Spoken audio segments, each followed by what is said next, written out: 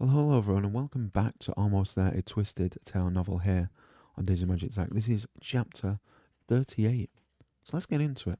Tiana's mind swirled with worry as the reality of her situation began to sink in. She paced back and forth in front of the hot bathtub-shaped cauldron in the middle of the room, the angst building in her bloodstream with each second that passed. There has to be a way out of this. Maybe if she... It was possible she could... There was nothing. Once again, she found herself facing a problem she could not solve using her own devices. Putting in extra hours or working harder than anyone else would do her no good when it came to Facilier and his friends on the other side. She was dealing with powers outside of her realm of control. She stopped walking, a sudden sense of doom crashing over her. I can't do this alone, China said in a strained voice. She covered her face in her hands.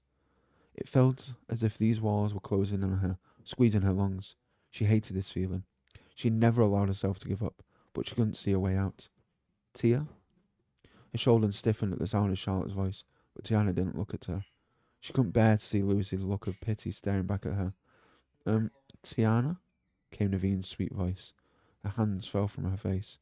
She was unable to ignore him, no matter how much she wanted to. It wasn't just Naveen and Charlotte, but Lewis and even Lisette had come to see about her.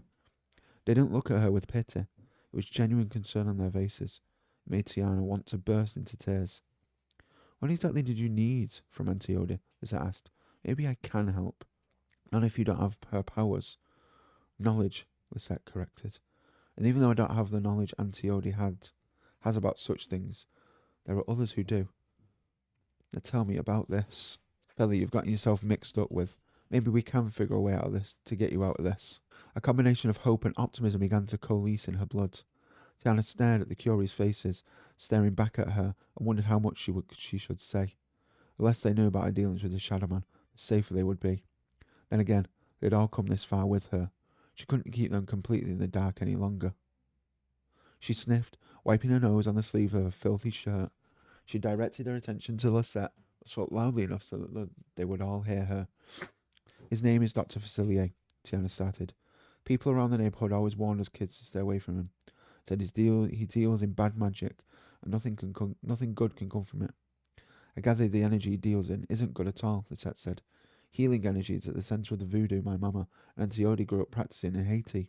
It's filled with goodness and light and blessings from the ancestors who have gone before us. But there are others who choose to use their knowledge for the wrong thing, Lisette said, her voice whisper soft. As she were afraid someone behind the walls would hear her. I've been warned about away from those people too. I knew better, Tiana said, but she glanced over at Naveen. I found myself in a desperate situation. The Shadow Man offered to provide things I had only hoped for in my dreams, something I thought I could never have again. She sucked in a deep breath, and then he threatened to hurt the people I love. He threatened you? Naveen asked, his brow furrowed with displeasure, and Tiana couldn't deny that it felt nice to see how angry he was on her behalf. It felt as if I had no other choice but to take the deal, Tiana said. I made the choice I thought would give me the thing I really wanted, while keeping my loved ones safe. But Facilier changed the rules. A few days ago, he demanded I make a new deal. When he told him I wouldn't, he started to make good on his threats, caused all kind of horrible things to happen. But I'm afraid if I give it in to his demands this time, he will continue to ask for more and more, and I'll never get from out from under his thumb. Lisette nodded. Yes, I'm sure he will. You give people like that an inch and they'll take a whole mile. You can't trust this Facilier fellow to do the right thing. No, I can't, Tiana said. That's why I came seeking Mama Odie's help. She's the only person I could think of who would know what to do. Lisette crossed her arms over her chest, a contemplative frown on her face. After a moment, she said, There's a possibility there's someone else who can help. She's an old friend of Mama and Auntie Odie. They all grew up together in Port-au-Prince. Who is she? Where is she? Tiana asked. Does she live out here in the bayou? Lisette shook her head. She's back in New Orleans. She lives in the French Quarter. Tiana threw her head back and sighed up at the ceiling. They come all this way when the answer was right at home. What's her name? Tiana asked again.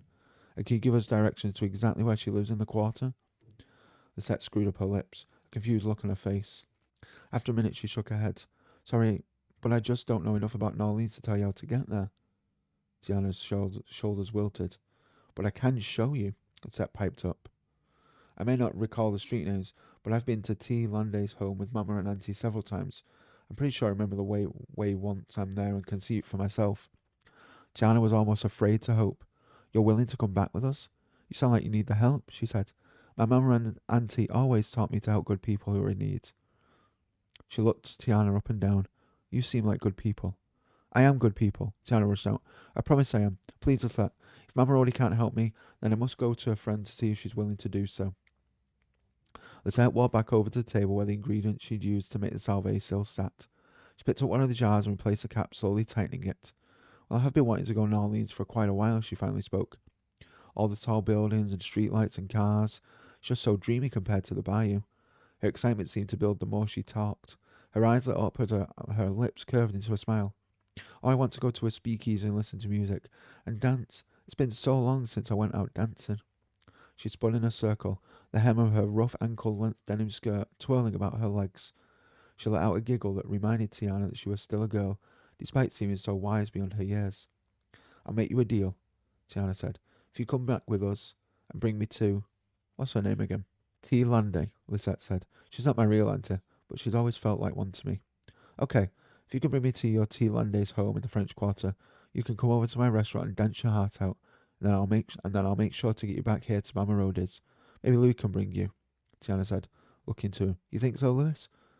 Wait, Lisette said before he could answer. Isn't it almost Mardi Gras? Yes, Tiana nodded. It's coming Tuesday. Lisette pulled her bottom lip between her teeth. I'm supposed to be here taking care of Auntie Odie's house, but I can't go to New Orleans as close to Mardi Gras and then leave before the big day. Tiana looked to her with cautious hope. Does that mean you're coming with us?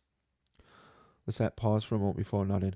Yeah, I'll take you all to T. Landers, and you can take me back after Mardi Gras. Oh, thank you, Tiana. Tiana launched herself at her, gathering her in a hug. She felt the girl stiffen in her arms. She quickly released her and stepped back. I'm sorry. I'm just so grateful. Yeah, I can tell, Lisette said. She took several steps back and held up her hands. Here's what we'll do. Y'all will help me get everything in order here at the boathouse. I have to make sure all is secure if I'm going to leave Auntie Odie's place for several days. Then, first thing in the morning, we'll set out for New Orleans. It shouldn't take us more than a couple of hours to get there. Couple of hours?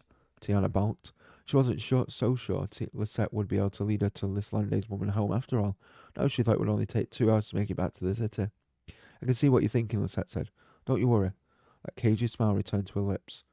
And then she winked. I know a shortcut.